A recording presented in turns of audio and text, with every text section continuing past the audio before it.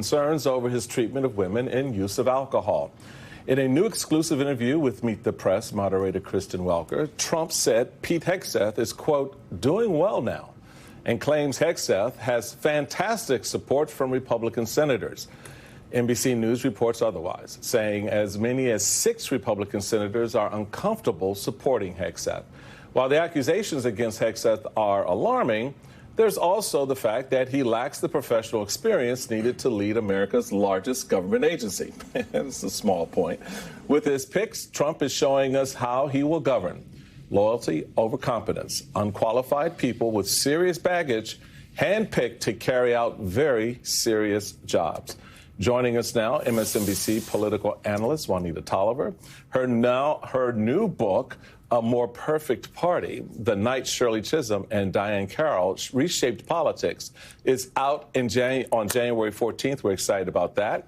And former Illinois congressman and 2020 presidential candidate and my buddy, Joe Walsh, also joins us here at the table. Good morning to you both. You know, nothing says Saturday morning quite like a clip, an advanced clip of Meet the Press. So let's watch this exchange. It's a back and forth between our colleague, Kristen Welker, and Donald Trump. Take a look. It looks like Peter's doing well now. I mean, people were a little bit concerned. He's a young guy with a tremendous track record, actually. He went to Princeton and went to Harvard. He was a good student at both, but he loves the military, and I think people are starting to see it. So we'll be working on his nomination along with a lot of others. Since you bring him up, do you still have confidence in Pete Hegseth? Yes, I do. I really do. He's a very smart guy. I've known him through Fox, but I've known him for a long time. And he's basically a military guy. I mean, every time I talk to him, all he wants to talk about is the military. He's a military guy. Have you gotten assurances from senators that he's going to be confirmed? Do you think he can make it? No. I think he will, yeah. I've had a lot of senators call me up saying he's fantastic. You don't drink yourself. No. You've talked about how devastating drinking can be. No. How concerned are you that the person who you picked for this top job at the Defense Department, at least according to those who've worked with him, has struggled with drinking? But I've spoken to people that know him very well, and they say he does not have a drinking problem. So Joe, it's you know, he's a military guy. You know, he's a military guy. He, every time we meet and talk, we talk about military stuff.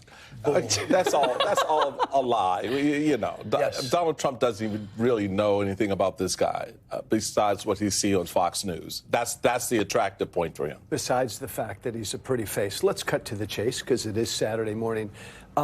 Trump doesn't give a shit that Pete Hegseth has a history of treating women like shit. Right. Because that's what Donald Trump has done. Trump doesn't care that he's an abuser and a harasser of women, because that's what Trump has been. So it's the drinking, I think, that Donald Trump has always considered to be a weakness.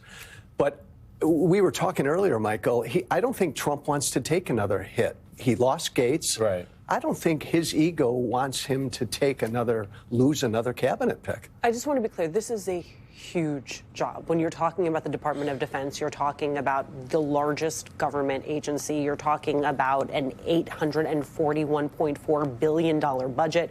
You're talking about 3.4 million service members and civilians. I mean, it's an important role. And to me, some of this speaks to just how shallow the Trump bench actually is, right? I think there's been this question of what will the Republican Party look like post-Trumpism? And part of what you see is I don't think they've actually built out a bench.